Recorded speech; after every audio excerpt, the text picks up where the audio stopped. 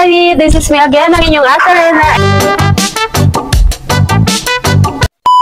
Okay guys, as you can see po, meron po akong ang tawag sa ating meron nandito sa ano namin, puso ng saging. Sino po ang nakapagluto na nito at nakakain? So, for today's vlog po, tayo po ay magluluto ng puso ng saging. Saba daw sabi nila, pero basta sa akin puso ng saging, bahala kayo. So tara po. Maghiwa. First po, maghihiwa po tayo, pero kalimutan ko pong maglagay ng mantika. So tulad po ng langka, ito po ay may pulot na tinatawag, pulot. Ayan. So sticky po siya sa sa kamay. So kailangan po natin na maglagay ng mantika para hindi dumikit yung yung nagdudulot ng stain, kumbaga. So ang oras po kasi ay 4 ay ang oras ay 4, kaya naririnig nyo po yung ng manok. So hiwa na po tayo ng maliliit, hindi nyo nakikita. So ilapit ko. So ayan, so make sure po na clean po yung nyo hands. So, ganito lang po yung paghiwa. Sa province po, tingnan nyo. Libre lang po. Di tulad sa mga city na kailangan pambilihin yung mga ganitong gulay. Dito po libre lang. Inakyat po ng pinsang kong si Kuya Arman.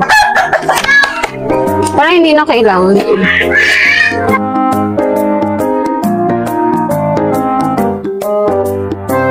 So, sa mga nagre-request po ng mga iba't ibang putahe, si Ate Rena niya ay hindi makapunta sa palengke.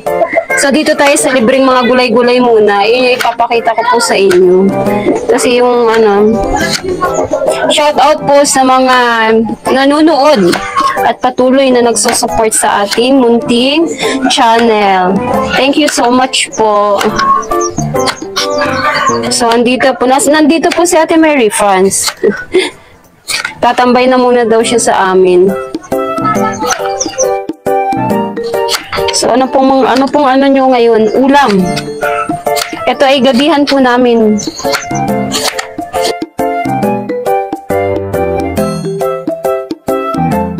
After po nito,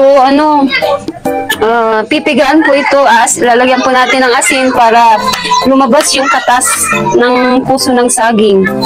Nipis-nipisan nyo lang po para magandang kainin kapag manipis po kasi lutong-luto siya. Hello po sa mga atis kuyas dyan. Ang ulam po namin ay puso po ng saging. Well done po. Actually, first time ko po magluto na gano'n ng puso po talaga. So, susubukan po ni Ate Rena nyo. So, lalagyan po natin ng asin. Tapos, pipigain po natin. Tapos, yun na po. Magluluto na po tayo. So, ang ipapartner po natin dito ay prito po. Isda na naman po kasi nandito po si Ate Rena nyo sa area na kung saan ay maraming isda. Diba po, pinakita ko po sa inyo nung last vlog na marami pong isda sa amin. Mga fresh po. So, ito na po, nilagay ko na po sa base. Gata po pala yung gagawin po natin. Gata. Ayan. Yung enough lang po yung asin. Ayan po mga atis kuyas. Ayan po, nakita nyo, may katas po siya. Mapait po ito. So, kailangan pong ganituhin talaga po para lumabas yung pait. Yung pait po, ayan. Tapos mamaya po, ayan. Lalagay po natin dito sa malinis na bowl. Ayan. Ayan. Kailangan pong pwersa. Si Ate Rena nyo po walang pwersa na kasi naubos na kahapon. Kalalaro. Hindi nga po sumakit yung balakang ko kahapon. Hindi nga ako Ayan po. So, ayan. Ito po. Ayan. Ayan. Ayan po. Dami. Mamaya po, hugasan po natin sa malinis na tubig. Tapos, bago tayo magluto. So, kailangan yung pwersa po natin dito ay ibigay para sa sa puso ng saging. Kapag isa lang po yung puso nyo, huwag nyo po ibibigay sa iba.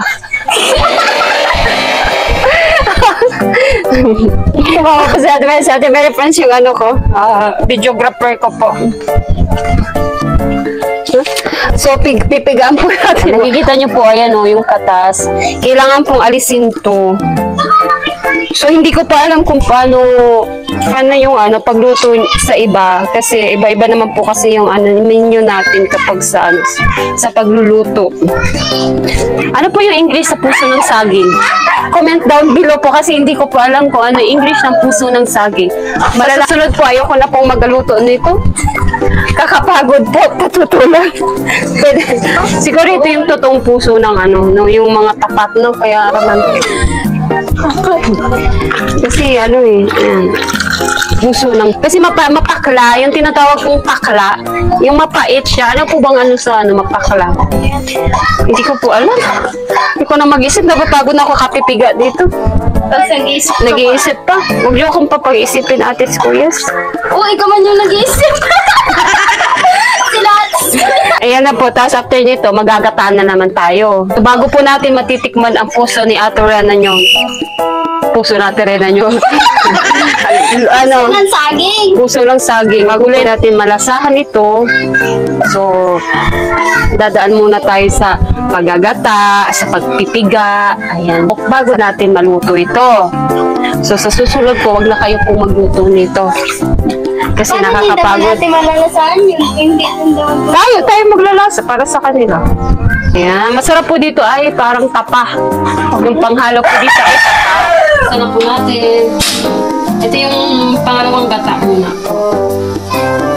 So, lalagay na po natin yung sibuyas. Yes po. Ayan. Tapos ito piniritong hinimay na prito. So, gata na naman po tayo ngayon. Ito po yung iba pong pinirito. Hindi na po natin hinalo lahat kasi ang iba po ay gusto ng piniritong buo. So, pang iba po hinahaluan ng sardines. Pero tayo ay pinirito kasi mayaman tayo sa pritong isda. Mga sariwang isda po. So, yan. So, antayin lang po natin na kumulo ito. Tapos, after po, lalagay po natin yung ito na po yung puso ng saging. Kung habang kumukulo po, ilagay na po natin ito para maluto na po siya. So, ayun. Uy. Medyo marami po yung dalawa kahit maliit lang. Ayan po. Ayan, tulo na po. So, lalagyan na po natin ng asin ng konti para sa unang panlasa. So, yung mga favorite po nyo na mga panlasa, ilagay nyo na po.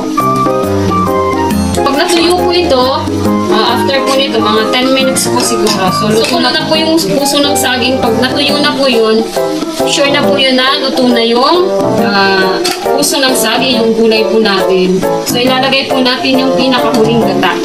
Yung pinaka-pure na po ng gata. So, papatuyuin lang po natin ito ng 10 minutes pa.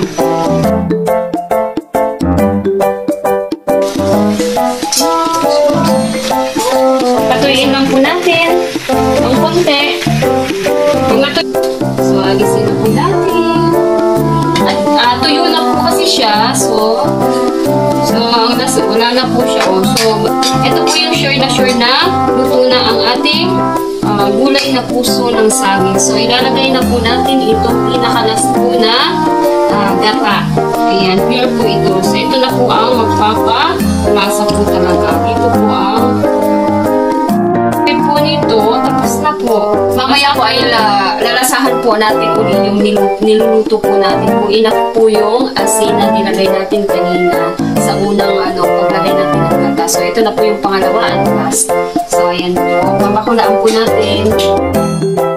Mag-antay po tayo ng mga 5 minuto po. Tapos, hahaluin po natin after 5 minutes po. Titingnan po natin kung luto na yung gata naman po. Kasi sure po naman na yung gulay po ay luto na. Yung gata po yung lulutuin po natin. So, ayan. Nilasahan ko po pero kailangan po ng kunting asin. So, lagyan po natin ng asin kasi tumabang po siya dahil din sa gata. So, lagyan po natin. Niluluto lang po natin yung gata. Kasi iba po kasi kapag hindi luto yung gata. ang iba po ay hindi kaya. Minsan nagdudumi-dumi po. Ayan po, lalasahan po natin kung ano yung lasa ng ating niluto. So, ayan po. Kuha lang po tayo dito. Tapos lalagay po natin dito. Ito po yung pinaka-ano.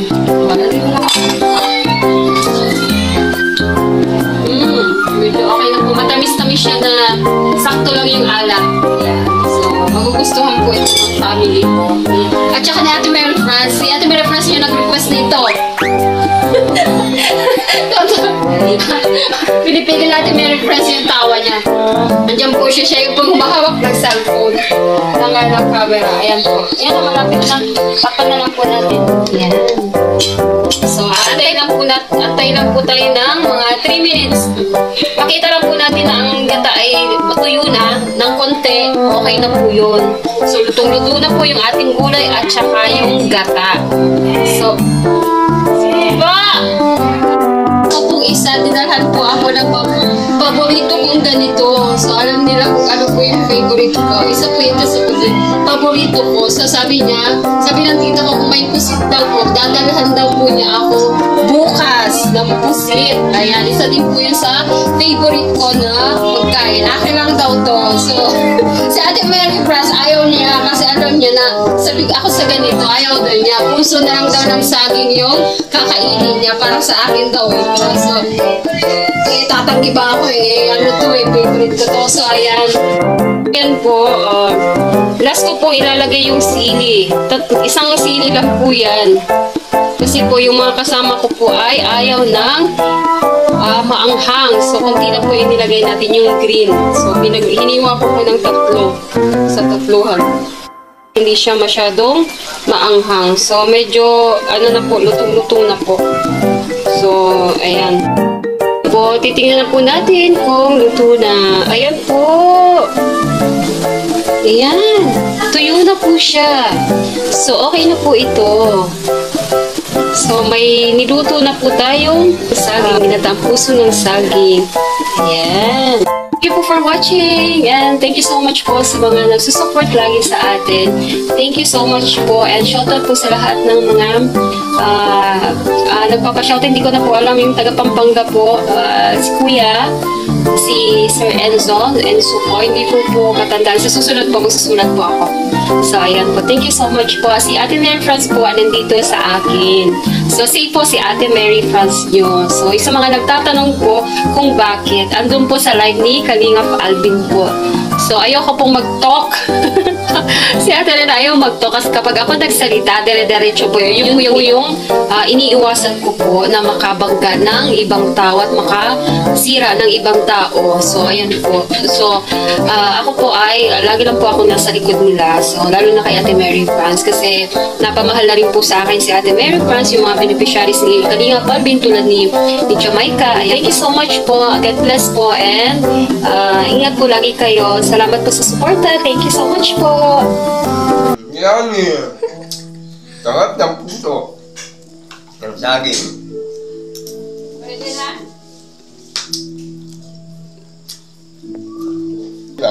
The best. Siya po yung kumuha ang puso. Yan, ulam po.